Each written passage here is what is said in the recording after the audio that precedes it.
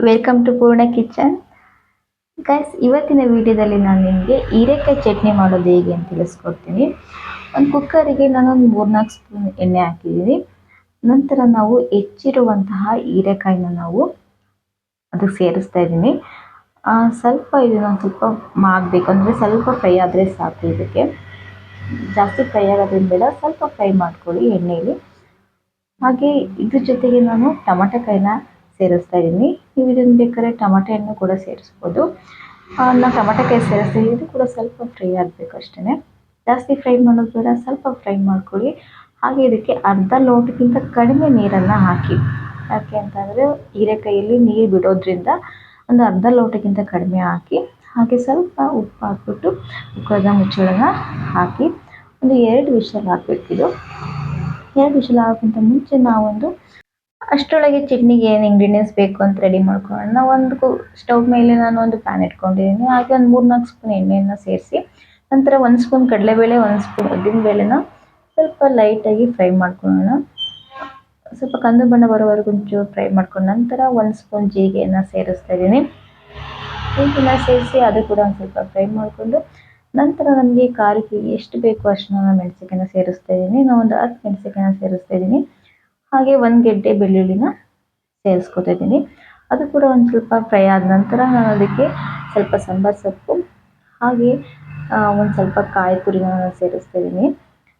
ಕಾಯಿ ತುರಿ ಬೇಕಾದ್ರೆ ನಿಮಗೆ ಆಪ್ಷನಲ್ಲು, ಇದನ್ನು ಯೂಸ್ ಮಾಡ್ಬೋದು, ಇಲ್ಲದವ್ರಿಲ್ಲ. ನಿಮಗೆ ಇಷ್ಟ ಇದ್ದರೆ ಕೂಡ ನಾನು ಕಾಯಿ ತುರಿನ ಯೂಸ್ ಮಾಡಿ.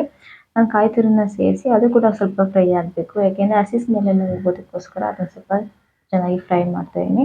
ನಂತರ ಇದನ್ನು ಆರಕ್ಬಿಟ್ಟು ನಂತರ ಒಂದು ಮಿಕ್ಸಿ ಜಾರ್ ತೊಗೊಂಡಿದ್ದೀನಿ. ಅದಕ್ಕೆ ಫ್ರೈ ಮಾಡಿರುವಂತಹ ಎಲ್ಲ ಇಂಗ್ರೀಡಿಯೆಂಟ್ಸ್ನ ನಾವು ಇಲ್ಲಿ ಸೇರಿಸ್ಬೇಕು. ಸೇರಿಸಿದ ನಂತರ ನಾವು ಹೀರೆಕಾಯಿ ಮತ್ತು ಟೊಮೆಟೊಕಾಯಿನ ಬೇಯಿಸಿರ್ತೀವಲ್ಲ ಕುಕ್ಕರಲ್ಲಿ, ಅದನ್ನು ನಾವು ತುಂಬ ಚೆನ್ನಾಗಿ ಬೆಂದಿರುತ್ತೆ ಗೈಸ್. ಒಂದು 2 ವಿಷಲ್ ಕೂಗಿಸಿದ್ರೆ ಸಾಕು, ಚೆನ್ನಾಗಿ ಬೆಂದಿದೆ. ನಂತರ ನಮಗೆ ರುಚಿಗೆ ತಕ್ಕಷ್ಟು ಸ್ವಲ್ಪ ಉಪ್ಪನ್ನು ಸೇರಿಸಿ, ನಾವು ಬೇಯಿಸ್ಬೇಕಾದ್ರೂ ಉಪ್ಪು ಕೂಡ ಸೇರಿಸಿರ್ತೀವಿ, ನೋಡಿ ಉಪ್ಪು ಹಾಕ್ಕೊಳ್ಳಿ ಗೈಸ್. ನಂತರ ನಾವು ಇದಕ್ಕೆ ಬೇಯಿಸಿರುವಂತಹ ಹೀರೆಕಾಯಿ ಮತ್ತು ಟೊಮೆಟೊಕಾಯಿನ ಸೇರಿಸ್ತಾ ಇದ್ದೀನಿ. ನೀವು ಟೊಮೆಟೊಕಾಯಿ ಬದಲು ನೀವು ಟೊಮೆಟೊ ಹಣ್ಣು ಸೇರಿಸಿದ್ರು ರುಚಿಯಾಗಿರುತ್ತೆ. ನಂತರ ಇದನ್ನ ಸ್ವಲ್ಪ ನುಣ್ಣಗೆ ಬೇಡ, ಸ್ವಲ್ಪ ತರ್ತರೆಯಾಗಿ ರುಬ್ಕೊಬನ್ನಿ. ನಂತರ ಇದಕ್ಕೆ ಸ್ವಲ್ಪ ಒಗ್ಗರಣೆ ಕೊಟ್ಟರೆ ಹೀರೆಕಾಯಿ ಚಟ್ನಿ ರೆಡಿ ಆಗುತ್ತೆ. ನಾನು ಒಂದು ಪ್ಯಾನ್ಗೆ ಎಣ್ಣೆ ಒಂದು 2-3 ಸ್ಪೂನ್ ಎಣ್ಣೆನ ಸೇರಿಸಿದ್ದೀನಿ.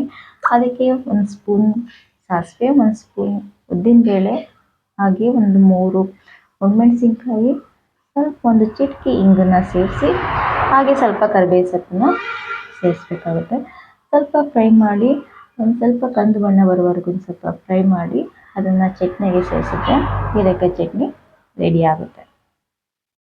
ಹೀರೆಕಾಯಿ ಚಟ್ನಿನ ರೊಟ್ಟಿ ಚಪಾತಿಗೆ ತುಂಬ ಚೆನ್ನಾಗಿರುತ್ತೆ. ಒಂದ್ಸಲ ಟ್ರೈ ಮಾಡಿ ಗೈಸ್. ಹೀರೆಕಾಯಿ ಚಟ್ನಿ ಒಂದ್ಸಲ ಟ್ರೈ ಮಾಡಿ ಹೇಗೆ ಬಂತು ಕಮೆಂಟ್ ಸೆಕ್ಷನಲ್ಲಿ ತಿಳಿಸಿ. ಹಾಗೆ ಯಾವ ಥರದ ನಿಮಗೆ ಅಡುಗೆ ಬೇಕು ಅಂತ ನನಗೆ ಕಮೆಂಟ್ ಸೆಕ್ಷನ್ ತಿಳಿಸ್ಕೊಟ್ರೆ ನಾನು ಮಾಡೋದಕ್ಕೆ ಟ್ರೈ ಮಾಡ್ತೀನಿ ಗೈಸ್. ಇನ್ನು ಯಾರೆಲ್ಲ ನಮ್ಮ ಚಾನಲ್ನ ಸಬ್ಸ್ಕ್ರೈಬ್ ಮಾಡ್ಕೊಂಡಿಲ್ಲ ಪ್ಲೀಸ್ ಸಬ್ಸ್ಕ್ರೈಬ್ ಮಾಡ್ಕೊಳ್ಳಿ. ಹಾಗೆ ಈ ವಿಡಿಯೋ ಇಷ್ಟ ಆದರೆ ಒಂದು ಲೈಕ್ ಮಾಡಿ ಅಂತ ಹೇಳ್ತಾ ವಿಡಿಯೋನ ಇಲ್ಲಿಗೆ ಮುಗಿಸ್ತಾ ಇದ್ದೀನಿ. ಧನ್ಯವಾದಗಳು.